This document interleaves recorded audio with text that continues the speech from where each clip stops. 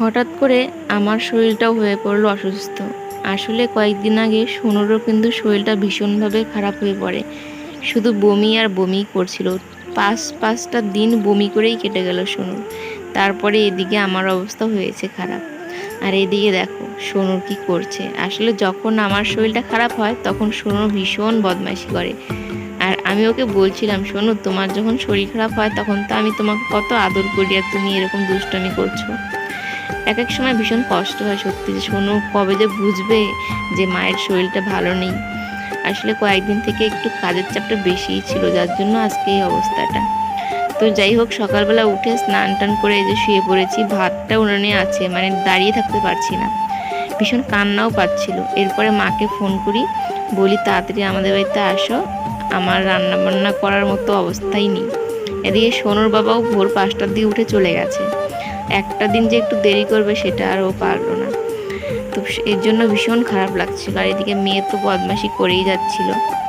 তো যাই হোক, কী আর করা যাবে, ও যে কবে বুঝবে যে মায়ের শরীরটা খারাপ, তারপরে একটু আমি বাঁচি, তখন তাও বুঝে টুঝে একটু চুপচাপ থাকবে।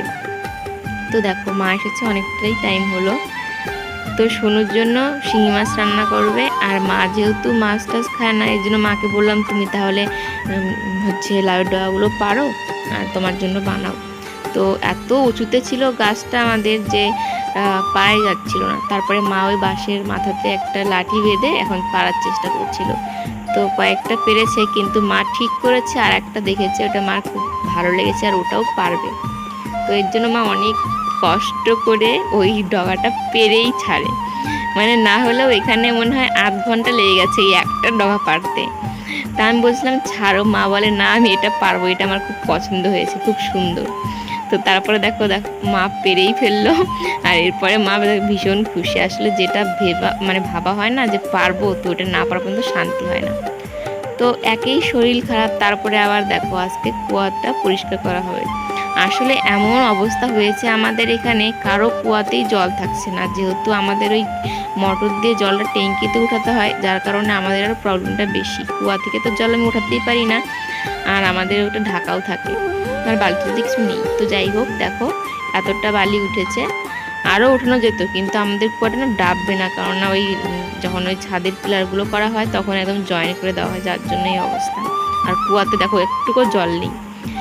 তো যাই হোক, সোনু এখন আছে বাইরে, ওর এক পাশের বাড়ি একটা জেঠি আছে তার সাথে, আর আমি এই ঘর বাড়ি ঝাড়াঝাড়ি করছিলাম। মাথায় তেল দিয়ে আমার কি অবস্থা, সত্যি শরীর যে আমার খারাপ তার দেখেই বোঝা যাচ্ছে। তো এরপর চলে আসে আমাদের বাড়িতে অনেকজন আত্মীয়। আসলে আগের থেকেই ফোন করেছিল, আর আমার শরীরটা ভীষণ খারাপ ছিল। তো এসব ভেবে না ভীষণ খারাপ লাগছিল যে আজকে প্রথম আমাদের বাড়িতে আসবে আর এসে দেখবে আমার এই অবস্থা। তো এখানে এসেছে হচ্ছে একজন, ওই নীল শাড়ি, আর একজন লোককে দেখলে সে হচ্ছে আমার একটা ভাসুর। তো ভাসুরের শালা আর শালার বউ, আর এটা হচ্ছে আমার যা। আর আমার ওই দাদাটা ভাসুর যে, সে গেছে সোনুর বাবার সঙ্গে। তো তারপরে আমি আর কোনো ব্লগ করিনি, একদম এই রাত্রে একটু করেছিলাম, সবাই যখন খাওয়া দাওয়া করা হয়। তো ওই গেঞ্জি পরে মাঝখানে বসে আছে, সে হচ্ছে আমার ভাসুর, আমার জ্যাঠা শ্বশুরের ছেলে। তো আজকের ব্লগটা আর করতে পারিনি, কারণ আর শরীরের অবস্থা খুবই খারাপ ছিল, আর রান্নাবান্না আমি আর দিদি মিলে করি। তো চলো, এই ছিল আমাদের আজকে একটা ছোট্ট ব্লগ। ভালো লাগলে লাইক করে দিও, চ্যানেলটি সাবস্ক্রাইব করে আমাদের পাশে